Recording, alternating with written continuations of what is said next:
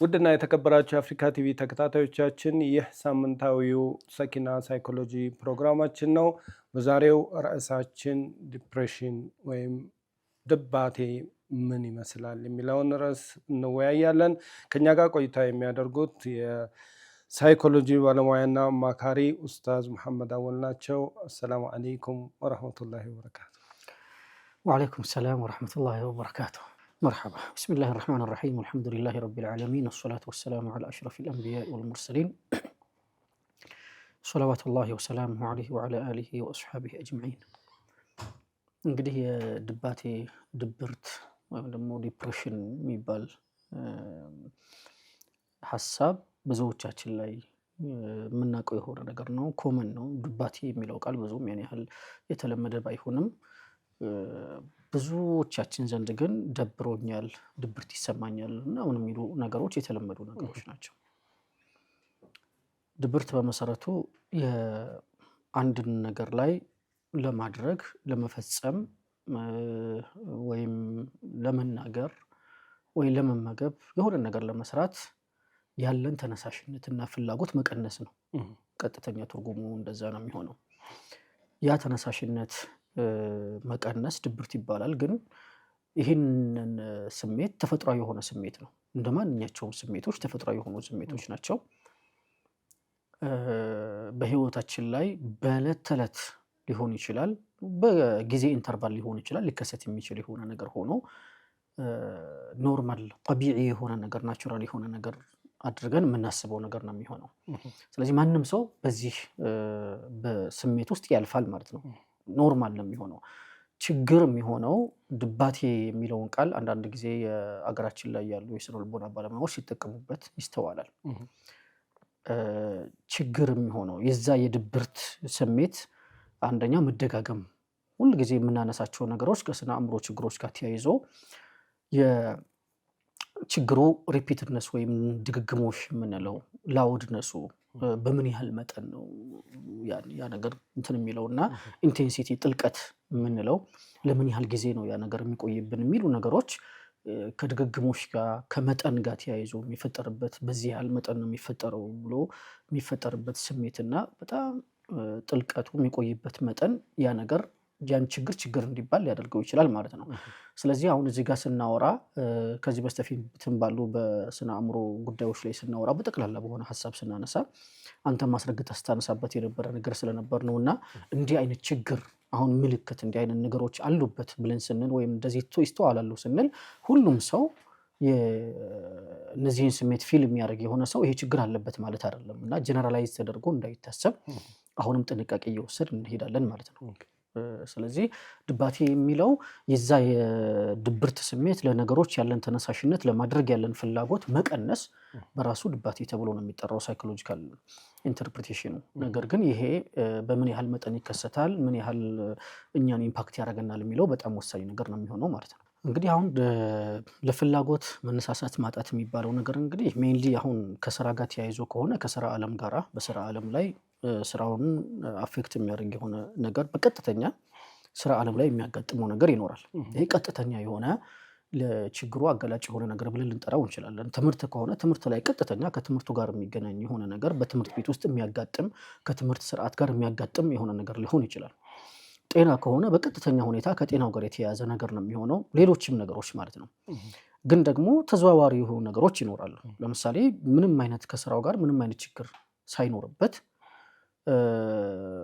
ግን ሌሎች ተያያዥ የሆኑ ፋክተሮች ቤተሰባዊ ሁኔታ ላይ ነገሮች ጥሩ ባልሆነ ሁኔታ ላይ ከቤት የሚወጣበት ኮንዲሽን ካለ ስራ ቦታ ላይ ድባቴ ሊሰማው ይችላል። የስራ የመነሳሳት ፍላጎቱ ሊጠፋ ይችላል። ይሄ ቀጥተኛ አይደለም ግን ተዘዋዋሪ ነው። የጤና እክል ካለ ያ የጤና ሁኔታው ወደ ጭንቀት ሌቭል ከማደጉ በስተፊት ድባቴ ቤዚካሊ ከፍርሃት ጋር የተገናኘ አይደለም።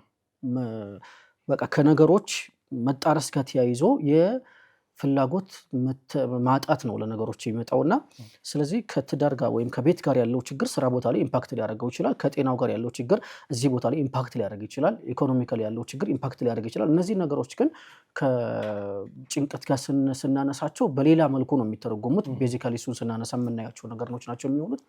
ስለዚህ በሁሉም ቦታ ላይ የፍላጎት ማጣት፣ ተነሳሽነት ማጣት፣ ለምሳሌ የመመገብ ፍላጎት ማጣት በራሱ አለመፈለግ በራሱ እንደ ድባቴ ሊቆጠር ይችላል። ምግብ እየተመገበ እያለ አፕታይት ማጣት በራሱ ተነሳሽ አለመሆን፣ ለዛ ነገር ለስራው ተነሳሽ አለመሆን፣ ያ ነገር እንደ ድባቴ ሊቆጠር ይችላል። ግን ያን ነገር ያመጣው ነገር ምንድነው ከተባለ የምግብ ፍላጎቱን ማጣት ያመጣው ነገር ህመሙ ሊሆን ይችላል።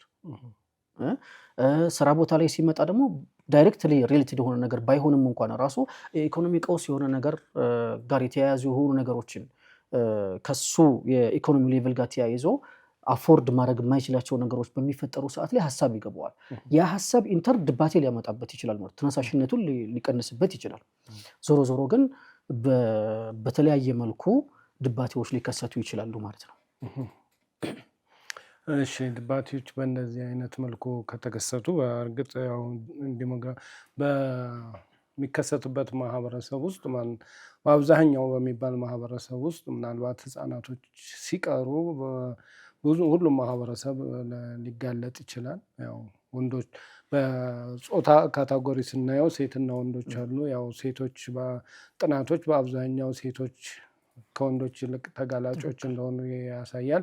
በእድሜ ገደብ ስናየው እድሜያቸው ገፋ ያሉና መካከለኛው የእድሜ ክልል ላይ ያሉት ከህፃናትና ወደታች ካሉት የተሻለ በበለጠ ተጋላጭ እንደሆኑ ያሳያል። ሌላው ደግሞ ከዚሁ ጋር ተያይዞ ለዲፕሬሽን ሊያጋለጡ የሚችሉ ብዙ ጊዜ እነኚህ ክሮኒክ ኢልነስ የምንላቸው ወይም ከሰዎች ጋር ለረጅም ጊዜ የሚኖሩ የህመም አይነቶች ላይክ ስኳር ሊሆን ይችላል፣ ሃይፐርቴንሽን ግፊት ሊሆን ይችላል፣ እንደነ HIV ያሉ ጉዳዮች ሊሆን ይችላሉ። ሌሎች ዘላቂ የሆኑ ለረጅም ጊዜ መድኃኒት የሚያስወስዱ አንዳንድ ጊዜ በበሽታዎቹ በራሱ በሽታው በመያዛቸውም ከበሽታዎቹ ጋር ሪሌትድ ሆኖ በሚሰጡ መድኃኒቶችም አልፎ አልፎ ሊመጣ የሚችልበት ሁኔታ አለ እና በጥቅሉ ግን ያው ሁሉም የእድሜ ክልል እና ሁኔታ ላይ ያሉ ሰዎች ሊጠቁ ይችላሉ። ኢቨን ኤዱኬትድ ኤንድ ናን ኤዱኬትድ የተማሩትና ያልተማሩትም ሲታይ ሞር ያልተማሩት የመጠቃት እድላቸው ከፍተኛ ነው ይላሉ አንዳንድ ጥናቶች።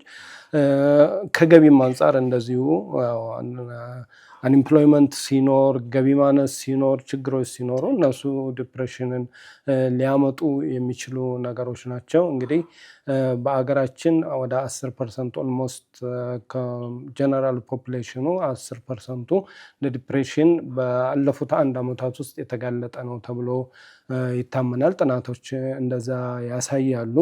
እስኪ አንድን ሰው ለእንደዚህ አይነት ነገር ክሊኒካሊ መቼ ነው ምን አይነት ሪል የሆኑ ምን አይነት ነገሮችን ስናይ ነው አድቫይዝ የምናደርገው አትሊስት ወደሚመለከተው የሄልዝ ሲኪንግ እንትን እንዲሄድ? አክቹዋሊ ያው ካነሳው አብርሃ ያይዘው ይሄንን ነገር ብታነሳው በጣም ጥሩ ነበር የሚሆነው። እንዳልከው ሀገራችን ላይ ያለው ሁኔታ ትንሽ ቤዚካሊ የዚህ የስነ አእምሮ እንትኖች ከዓለም አቀፍ ሁኔታ ጋር አንጻር ስትመለከተው ድባቴ የሚባለው ነገር ከኢኮኖሚ ማጣት ከችግር ጋር ከምናምን ላይገናኝ ይችላል። ኖርማል አዲ የሆነ ነገር ነው ብለናል። ሁሉም ሰው ፌስ ሊያደርገው የሚችል የሆነ ነገር ነው። ትኩረት ስላልተሰጠው ነው እንጂ ከአጠቃላይ ሰው በዓለማችን ላይ ካሉ የጤና እክሎች ውስጥ 1/3ኛውን ከቨር የሚያደርገው የስነ አእምሮ ኢሹ ነው። ከስነ አእምሮ ውስጥ ደግሞ ድባቴ እንደዚሁ 1/3ኛውን ክፍል ጭንቀት፣ ስትረስና እንትኖች አብዛኛውን ሰው ስለሚያጠቁ 1/3ኛውን ከቨር ያደርጋሉ ይባላል።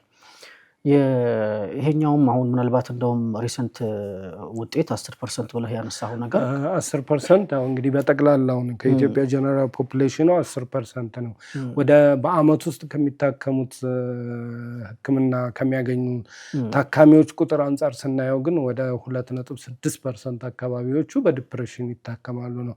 እንግዲህ እዚህ ጋር የሜንታል ከሜንታል ኢልነስ ጋር ተያይዞ የሚመጡትን የሚሆን ሌሎች እንትኖችን ሁለት ትልልቅ ነገሮች በእኛ ሀገር ኮንቴክስት አፌክት ያደርጉታል። የመጀመሪያው እኛ እንደ ኢትዮጵያን ሄልዝ ሲኪንግ ቢሄቪየራችን ዝቅተኛ ነው። ሄልዝ ሲኪንግ ቢሄቪየር ማለት ችግር ገጥሞናል ብለን ባሰብን ጊዜ ወይም በተገቢው ወቅት ወደ ሕክምና የመሄድ ተነሳሽነታችን ማለት ነው። እሱ አይደለም ለእንትኑ ብዙ ጊዜ ጎረቤት ኮንሰልት አድርገን ቤተሰብ ኮንሰልት አድርገን ከብዙ ርቀት በኋላ ነው ለሕክምና እንኳን ለብዙ እንትን የምንሄደው። ከዛ ጎን ለጎን ደግሞ ጉዳዮቹ ወደ ሜንታል ሄልዝ በሚመጡ ጊዜ ስቲግማንና መገለልንና ሌሎች አጉል የሆኑ እሳቤዎች ተገቢ ያልሆኑ ነገሮችን አትሪቢዩት የምናደርጋቸው ምንጩ ይሄ ነው ብለን የምናስባቸው ተገቢ ያልሆኑ ነገሮች ከመኖራቸው አንጻር ቢያመው እንኳን ሰውየው አሞኛል ብሎ ለሰው ለመንገር ከዛም አልፎ ወደ ሕክምና ለመሄድ ምናልባት የዳታው ላይ የተወሰኑ እንትኖችን ሊያመጣ የመቀነስ እንትኖችን ሊኖረው ይችላል። ዞሮ ዞሮ ግን ቅርብ ጊዜ ሪፖርት በተደረገው በአገራችን ወደ ኦፍኮርስ አዲስ አበባ ላይ ከፍተኛ ነው። አዲስ አበባ ላይ ወደ 32 አካባቢ ነው ፐርሰንቱ። የሚገርምህ ነገር ግን አዲስ አበባ ላይ ከተሰሩ ጥናቶች ከፍተኛውን ፐርሰንት የሚይዙት ክሮኒክ ፔሸንቶች አንደኛ ሆነው፣ ሁለተኛ ላይ ወደ 32% አካባቢ ላይ የሚይዘውን የቤት እመቤቶች ናቸው ለዲፕሬሽን የሚጋለጡት እንደ ጥናቶች ከሆነ ማለት ነው። እና ይሄ ጥቅል በአገር ደረጃ ነው። ዲስትሪቢዩሽኑ ምናልባት ያው ከተማና ገጠር እያልክ ስንሄድ ነገሮች እንትናቸው እየተቀየረ ይሄዳል። እና ዳታው የመጀመሪያው በጥቅሉ በሀገር ደረጃ በሰርቬይ ደረጃ ያለ ነው። ሁለተኛው ደግሞ ከታካሚዎች ማለት በአመት ውስጥ ለሕክምና ከመጡ ታካሚዎች መካከል ምን ያክሉ በዲፕሬሽን ተጠቅተው ነው ሕክምና የመጡት የሚለውን ዳታ የሚይዝ ነው። ዞሮ ዞሮ 2.6ቱም ሆነ 9-10%ቱ ቀላል የሚባል አይደለም። በርካታዎቹን መከላከል የምንችላቸው ከመሆናቸው አንጻር ይሄኛው ከቁጥር አንጻር ከዲስትሪቢዩሽኑም አንጻር ከዛ በተጨማሪ ደግሞ በብዛት ከሚጠቁት የማህበረሰብ ክፍሎች አንጻርም አድሬስ መደረግ ያለበት ችግር ነው። ያው አሁን ከ2025 ነው የያዝነው። እኔ ቤዚካሊ አሁን አዲስ የተሰሩ የሆኑ ጥናቶችን አልተመለከትኩም። ነገር ግን ለዚህ የሆነ ለዚህ ለኮንሰልቴሽን ለምናምን ፕሪ ኮንሰልቴሽን ምናምን የመጀመሪያ ፌዝ ላይ ምናምን በነበርን ሰዓት ላይ አንዳንድ ከዲፕሬሽን ጋር የተያዙ ጥናቶችን ለማየት ስንሞክር ስነ አእምሮ የሆኑ ኬዞች በተለይ ሀገራችን ላይ 2012 አካባቢ ሀገራችን የጤና ሚኒስቴር በሱ በኩል የወጡ የሆኑ መረጃዎች እስከ 5% ያሳዩ ነበረ። አንድ የዘነበ ወርቅ የሚሰሩ አንድ የስነ አእምሮ ሐኪም እስከ 7% ምናምን ድረስ ይደርስ እንደነበረ ምናምን ይጠቁማሉ። መረጃዎች ከዛ አንጻር አሁን 2025 ስለሆነ ያለ ነው ካለው ከግሎባላይዜሽንም ካለን የኢኮኖሚም የፖለቲካም የተለያዩ ችግሮችም አንጻር ከተለያዩ ሁኔታዎች አንጻር ሲታይ ምናልባት የዚህ የስነ አእምሮ የሆኑ ችግሮች በጣም ሊበዙ ይችላሉ። ዲፕሬሽን፣ አንዛይቲ ምናልቸው ነገሮችን በጣም ቁጥራቸው ሊጨምር ይችላል። ከዛ ውስጥ ደግሞ እንዳልከው ክሮኒክ የሆነ ኢሹ ላይ ያሉ የሆኑ ሰዎች ያለምንም ጥርጥር ዓለም አቀፍ ፋክት ነው በነገራችን ላይ ክሮኒክ ኢሹ ጋር የሚኖሩ የሆኑ ሰዎች በተለይ ደግሞ ሴት እህቶችም ሲሆኑ እንደዚሁ በዚህ ጉዳይ ላይ የበለጠ ተጋላጭ ሊሆኑ ይችላሉ። ስለዚህ በምን ያህል መጠን ሲሆን ነው ምንድነው የችግሩን ችግር ብለን የምንጠራው የሚለውን ነገር ደግሞ የበለጠ ማየት ያስፈልጋል ማለት ነው። እሺ፣ እሱን ከእረፍት በኋላ እናየዋለን ኡስታዝ። ውድ ተመልካቾቻችን ከአጭር እረፍት በኋላ ተመልሰን ስንመጣ ካቆምንበት እንቀጥላለን።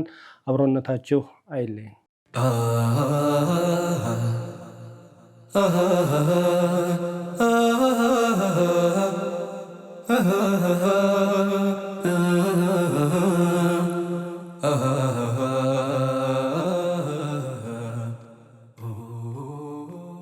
ውድ ተመልካቾቻችን ከአጭር እረፍት ተመልሰን መጥተናል። ኡስታዝ እንግዲህ ከእረፍት በፊት የሳይኮቲክ የሆኑ ፕሮብሌሞች ያው የሜንታል ሄልዝን ጨምሮ የራሳቸው መስፈርት አላቸው። በአብዛኛው እንደ ችግር የምንቆጥራቸው ነገሮች ከሰው ጋር አብረው የሚኖሩ ነገሮች ናቸው። ግን የሆነ ነገሮችን ሲያልፉ ነው እንደ ችግር የምንቆጥራቸው እያለ ነበር እና እስኪ አንድን ሰው ወደ ዲፕሬሽን እየገባ ነው ወይም ይሄ ዲፕሬሽን ያለበት ነባራዊ ሁኔታ ሕክምና የሚያስፈልገው ነው ብለን የምንለው ምን አይነት ምልክቶችን ስናይ ነው? እንግዲህ አሁን እንደዚህ አይነት ነገሮች ምንድን ናቸው? ለምሳሌ አንድ ቀን ከተደጋጋሚነቱ አንጻር ብንመለከተው በአንድ ቀን ውስጥ እንደዚህ አይነት የድብርት ኢሹ ቢያንስ ከ5 እስከ 7 ጊዜ ብለው የሚጠቁሙበት ሁኔታ የሚያነሱበት ነገር አለ። ግን ያም ሆኖ እንደኔ ማለት ነው ካለኝም የኮንሰልቴሽን ኤክስፒሪየንስ አንጻር ስመለከተው 10 ጊዜ መሀፕል ሊያደርግ ይችላል። ምክንያቱም ዋንስ ፕሮብለም የሆነ ችግር እኛ ላይ ሀፕን ካደረገ እሱን ተከትሎ የሚመጡ ነገሮች ናቸው። የጤና መታወክ ካለ ዲፕሬሽን እንትኑ በተደጋጋሚ ሊያጠቃ አሁን ቶሎ እንትን ብለን ቡና ጠጥተን መልሰን ደግሞ ዲፕረስድ ልንሆን እንችላለን። ለሆነ ነገር ያለን ተነሳሽነት በየትኛውም መስክ ላይ እንትን ሊል ይችላል፣ ሊደጋገምብን ይችላል። ኢስኖት ግን ያ ሳይሆን በሳምንት ውስጥ ወይም በወራት ውስጥ መለካት በጣም የተሻለ ነው የሚሆነው። ረጅም ጊዜ የምግብ አፒታይቱ የሚዘጋ ከሆነ ረጅሙን ጊዜ የሆነ በቃ የስራ ፍጹም ተነሳሽነቱ የሚጠፋ ከሆነ ቤተሰባዊ ከቤተሰቦቹ ከልጆቹ ጋር የሚያሳልፍበት ጊዜ ረጅሙ ጊዜ በዛ ሁኔታ የሚባክን ከሆነ ፍጹም ተነሳሽነቱ ጠፍቶ ተስፋ ወደ መቆረጥ አይነት ስሜት የሚያደርስ ራስን ወደ መጠራጠር የሚያደርስ አይነት ነገር ኖክ ያደርጋል። ባይዘው ኤቭሪ ፕሮብለም የስነ አእምሮ ችግሮች ደስ የሚሉት ነገር ምልክት ይሰጣሉ። እኛን ራሳችንን ኖክ ያደርጉናል።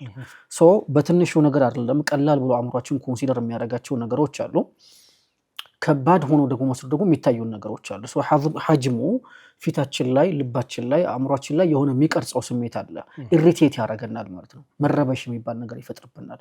ያ በሚሆን ሰዓት ላይ እውነት ያ ዲፕሬሽን ኢንቮልቭመንት ይፈልጋል ማለት ነው። የሌላ ሰው አካል ኢንተርቬንሽን ወይም የሰውየውን ፕሮአክቲቭ መሆን ቀድሞ ነቅቶ ለዛ ነገር ምላሽ መስጠትን የሚጠይቅ ነገር ይሆናል ማለት ነው።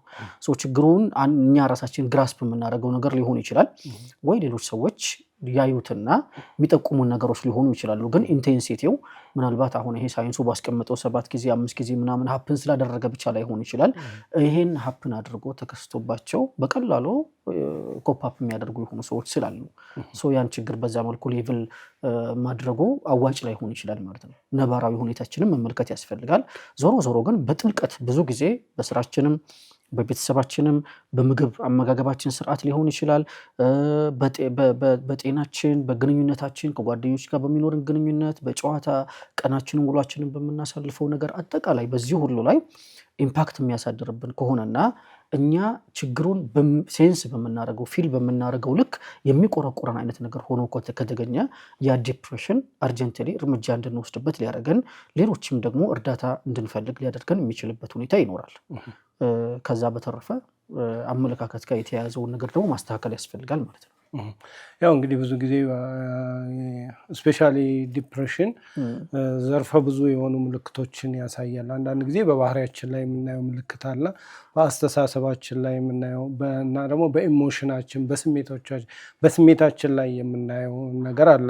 ለምሳሌ እንቅልፍን ብንወስድ አንድ ሰው እንቅልፍ ረጅም ጊዜ እንቅልፍ በነገራችን ላይ ትሬንድ ነው ያልነው እንቅልፍ ከሰው ጋር የሚኖር ነገር ነው። ግን አንድ ሰው ዝም ብሎ ከሆነ ጊዜ በኋላ ለረጅም ጊዜ ቢተኛ ወይም ኖርማል እንቅልፍ የሚተኛ ሰው ምንም አይነት እንቅልፍ አልወስደው ቢል እነዚህ አይነት ምልክቶች አንዱ ሊሆን ይችላል። ይሄ አሁን ባህሪ ላይ የምናያቸው ነገሮች ናቸው። ሌላው ደግሞ ቶት ላይ ወይም ይሄ ሰውዬ እንቅልፍ በማጣቱ ወይም እንቅልፍ በመብዛቱ ወይም እንቅልፍ በመናሱ ምን ሊመጣ ይችላል? ሉዝ ኦፍ ኮንሰንትሬሽን ለነገሮች ትኩረት መስጠት ትሬንዳቸው ወይም ለነገሮች ትኩረት ይሰጡት በነበረው ልክ አለመስጠት ይከሰታል። ከዛ ያልፉና ደግሞ አንዳንድ ጊዜ ኢሪታብል ሊሆኑ ይችላሉ። ድንገት ዝም ብሎ የማያስቆጣ ነገር ሊያስቆጣቸው ይችላል። ፊዚካሊ ደግሞ ያው ከአፒታይትም ከምንም ጋር ተያይዞ ዌት ሎስ ሊኖር ይችላል። የክብደት መቀነስ መጨመሮች ሊኖሩ ይችላሉ። ከዛ በተጨማሪ ዝም ብሎ ሀዘን ውስጥ መግባትም ሊሆን ይችላል። ማሳዝን ነገር ሊያሳዝነው ወይም ረጅም ጊዜ በሀዘን መቆየት እንዳልነው ኢንተንሲቲ እንደተባለው መቆየት ሊሆን ይችላል። ከዛ አልፎ ደግሞ የሚታዩም ሌሎች ተጨማሪ ነገሮች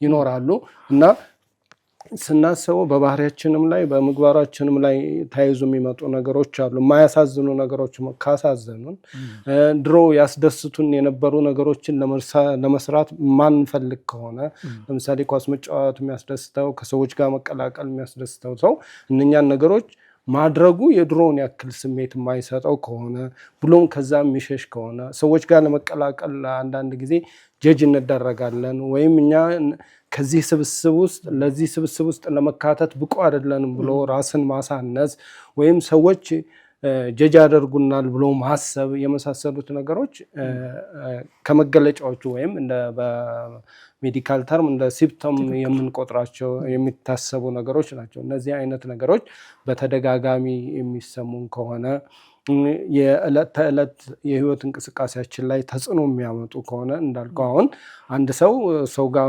መቀላቀሉ ሶሻል ኢንተራክሽኑን የሚያዛባበት ከሆነ በዛ ስሜቱ እንዴት ሰዎች ጋር እቀላቀላለሁ፣ ሰዎች ግን እንደዚህ ይሉኛል የሚል ከሆነ ከዛ በተጨማሪ ለራሱ ሰልፍ ኬሩን የሚቀንስ ከሆነ ድሮ አሁን ጥሩ ጥሩ ልብሶችን መልበስ የሚፈልግ ሰው የነበረ ሰው አሁን ለሃይጂኑ የማይጨነቅ ምን አይነት ነገር ስሜቶች እነዚህ ስሜቶች የሚሰሙና አዘይንድ ደግሞ ብቸኝነት ሎኔሊነስ እና አንዳንድ ጊዜ በቃ ተስፋ ከመቁረጥ ጋር ተያይዞ ደግሞ ራስን ለማጥፋት ማሰብ ወይም ዝም ብሎ ሞትን መገላገል ይህ ምድር መገላገል አይነት ሀሳብ ውስጡ በተደጋጋሚና ለረጅም ጊዜ የሚመጣባቸው ሰዎች ካሉ ይህንን ነገር ስሜታቸውን አጢነውት ለረጅም ጊዜ ረዘም ላለ ጊዜ ረጅም ሲባል አንጻራዊ ነው። ረጅም ማለት በመሰረቱ ለአንዱ ሰው ረጅም ማለት 1 ሳምንት ሊሆን ይችላል፣ ለአንዱ ሰው ረጅም ማለት 2 ሳምንት ሊሆን ይችላል።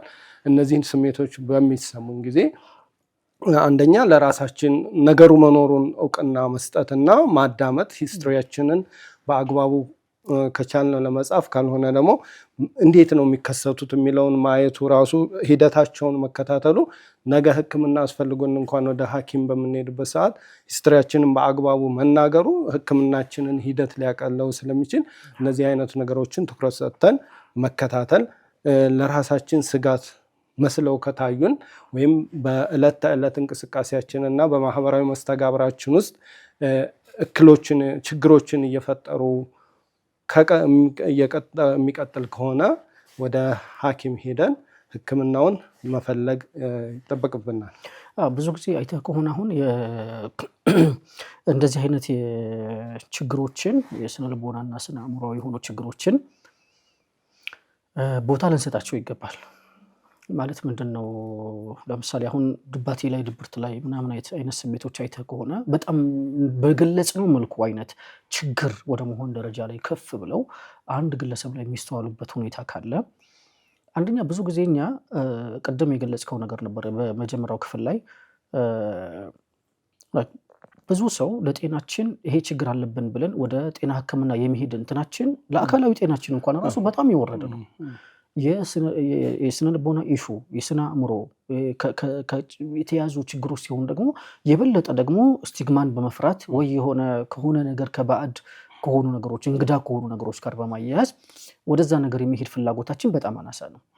ድባቴም ላይ ስትመለከት አይተህ ከሆነ አንድ ሰው በጣም በዚህ ልክ ችግር ተብሎ ሌቭል የሚደረግ የሆነ ችግር በሚፈጠርበት ሰዓት ላይ አይተህ ከሆነ ቤተሰቦች ወይም ጓደኞች ወይ በዙሪያ ያሉ የሆኑ ሰዎች ሰውየው እኔ ይሄ ነገር ችግር የለብኝም ብሎ ራሱ ችግር አለብኝ ወይስ የለብኝም ብሎ ራሱ እንዲጠይቅ የሚያስችል ሁኔታ ወይ የሚያስተሳስብ ሁኔታ ካለመኖሩ ጋር ተያይዞ አክኖሎጂ ቢያደርገው እንኳን ሰዎች በዙሪያ ያሉ የሆኑ ሰዎች ምንድን ነው የሚሉት? ስንፍና ነው አድርገው ነው የሚያስቡት። የራሱ ስንፍና ነው፣ ይሄ እንደዚህ ነው፣ ወይ ቁርአን ስላልቀራህ ነው፣ ወይ ዚክር ስላላረክ ነው፣ ወይ እንደዚህ ስላልሆንክ ነው ሊባል ይችላል። ኦፍ ኮርስ ዚክር ማድረግ ቁርአን መቅራት እኛ እንደ ሙስሊሙ ማህበረሰብ የምንመክረው ሁልጊዜ ከዚክር ጋር ያለው ግንኙነት እንዲጠነክር ከአላህ ጋር ያለው ግንኙነት እንዲጠነክር ነው። ቁርአን ጋር በደንብ የሚኖር ከሆነ በእንደዚህ አይነት ችግሮች የመጠቃት እድሉ ዜሮ ማለት ይቻላል። ነብዩ ሰለላሁ ዐለይሂ ወሰለም ተናግረዋል። እስትግፋርን ያዘወተረ ሰው ሰለዋት ያዘወተረ ሰው እያሉ የተናገሩበት ሁኔታ አለ። ሀም ገም የሚባል ነገር እንደማያጠቃው ይታወቃል። ያም ሆኖ ግን ችግሩ ከምን ጋር የተገናኘ ነው? ለምሳሌ ቅድም ያነሳቸው ነገሮች አሉ። በስራ ዓለም ላይ አንድ ሰው ወይ በጨዋታ ዓለም ላይ ሊሆን ይችላል ለራሱ ያለው አመለካከት ዝቅተኛ ከሆነ ይህንን በቁርአንና በዝክር ብቻ ለችግሩ እንዳይባባስበት ሊያደርገው ይችላል እንጂ በዚህ ብቻ አትቀርፈው ነገ ከነገ ወዲያ ያለው ሐሳብ ሪቴት የሚያደርገው ነገር ቁርአን እንዳይቀራ ዚክር እንዳያደርግ ሊያደርገው ይችላል ሊያሰናክለው ይችላል የዛንም ፍላጎትም ሊያሳጣው ይችላል ስለዚህ ይሄ ሰው ምን መደረግ አለበት ብሎ ከተባለ ግልጽ ነገር ነው ማለት ነው ኮግኒቲቭ ሪስትራክቸር ማድረግ አለበት ማለት ነው የሰልፍ ዴቨሎፕመንት ሰልፍ ስቲም እንዲኖረው ማድረግ ያስፈልጋል ማለት ነው ከሰዎች ጋር ተቀላቅሎ መጫወት የሚወድበት ከሆነ ለምንድን ነው እዛ ቦታ ላይ መሄድ ያልፈልገው ሶሻብል መሆን ያልፈልገው ኢሪቴት የሚያደርገው ሰው አለ ማለት ነው በባህሪው ስለዚህ ከእንደዛ አይነት መገናኘት ከማይፈልጋቸው ሰዎች ጋር ባለመገናኘት መገናኘት የሚረብሹትን ሰዎች በማስወገድ ጥሩ የሆነ መልካም የሆነ ሪሌሽንሺፕ በመገንባት ወደ ሶሻብል ወይም ደግሞ ወደ ማህበራዊነቱ ይመለሳል እንጂ ሙሉ በሙሉ ማህበራዊ ግንኙነትን አያቋርጥም እንዲህ አይነት ህክምና መስጠት ያስፈልጋል ከቤተሰብ ጋር ቡሊ የሚደረግ በጓደኞቹ ቡሊ የሚደረግ በትምህርት ቤት ሊሆን ይችላል እንዲህ አይነት ችግሮች ካሉ ያን ቡሊ የሚደረግበትን ምክንያቶች በተክለ ቁመናው በአቋሙ በተለይ ሴቶቻችን ይጠቃሉ እንደዛ አይነት ነገሮች ካሉ የፐርሰናል ዴቨሎፕመንት ራሳቸውን እንዲያጠነክሩ የማድረግ የማበረታቻ እንትኖች ድጋፎች ያስፈልጓቸዋል አዘርዋይስ ግን ከዚህ ያለፈ የሆነ ነገር በሚሆን ሰዓት ላይ ደግሞ ተጨማሪ የሆነ ኮንሰልቴሽን እንዲያገኙ ማድረግ ያስፈልጋል እንጂ ያ ቡል እየተደረገው እንዲቀጥሉ ካደረግናቸው ያ ዲፕሬሽን እንዳልከው ወደ ጭንቀት ሊወገድ ይችላል መንስኤውን አይቶ ለነገሮች ተመጣጣኝ የሆነ ምላሽ መስጠት ያስፈልጋል ማለት ነው እንግዲህ ቻሌንጁ ከቤተሰብ ሊጀምር ይችላል አንድ ሰው የዲፕሬሽን ምልክት ካልነው መካከል አንዱ ረጅም ጊዜ መተኛት ሊሆን ይችላል በሚተኛበት ሰዓት ቤተሰቦቹ ስንፍና ጋር ካቆራኙበት ቻሌንጁ ከዛ ጀመረ ማለት ነው እና ሁሉም ማህበረሰብ ከቤተሰብ ጀምሮ ከግለሰብ እስከ ቤተሰብ ያለው ይህን ችግር ወደ ህክምና ከማድረስም ይሁን ከመረዳዳት ጋር በማገዝና በመርዳት ዘርፍ አለው ከሚለው እሳቤ መደገፍ ይጠበቅብናል ሌላው ሙሉ በሙሉ እኛ እንደ ሙስሊም ስናየው ሙስሊም የሆነ ሰው በዲፕሬሽን አይጠቃም የሚል ድምድም ያለ ሐሳብ ሳይሆን እስልምና የሚያደርገው ምንድነው ሰዎች ነገሮችን የሚያዩበትን ፐርሰፕሽን መቀየር ነው ከዛ ጎን ለጎን ደግሞ ሰዎች ቁርአንና ለዲን በቀረቡበት አሁን ከአንዱ ምክንያት አንዱ የሚታየው ምልክት ብለን ያሰብነው እኔ አረባም እኔ እዚህ ጋር ልክ አይደለሁም የሚል ሰው ሄዶ ወለቀድ ከረምና በኒ አደም የሚለውን የቁርአን አያ ማንበብ ከቻለ ሰጋ አረባም ለሚለው ነገሩ መፍትሄ ያገኘ ፐርስፔክቲቭ ራሱን የሚመለከትበትን ወይ ቀነሰው እና ምንድነው የሚያደርገው እስላም በጥቅሉ ለሚገጥሙን ችግሮች ሁሉ ትረሾልዱን ዝቅ ማድረግ ነው እኛ ችግሩን የምንሸከምበትን አቅም ከፍ ማድረግ ወይም የችግሩን ጫና መቀነስ ነው ችግሩ ጫና በቀነሰልን ቁጥር ደግሞ እኛ ከዛ ችግር የመውጣት እድላችን ከፍተኛ ይሆናል ማለት ነው እና ወደ ተመልካቾቻችን የዛሬው ፕሮግራማችን ይህን ይመስል ነበር በቀጣይ ፕሮግራም በሌላ ርዕሰ ጉዳይ እስከምንገናኝ ድረስ ወሰላሙ አለይኩም ወራህመቱላሂ ወበረካቱ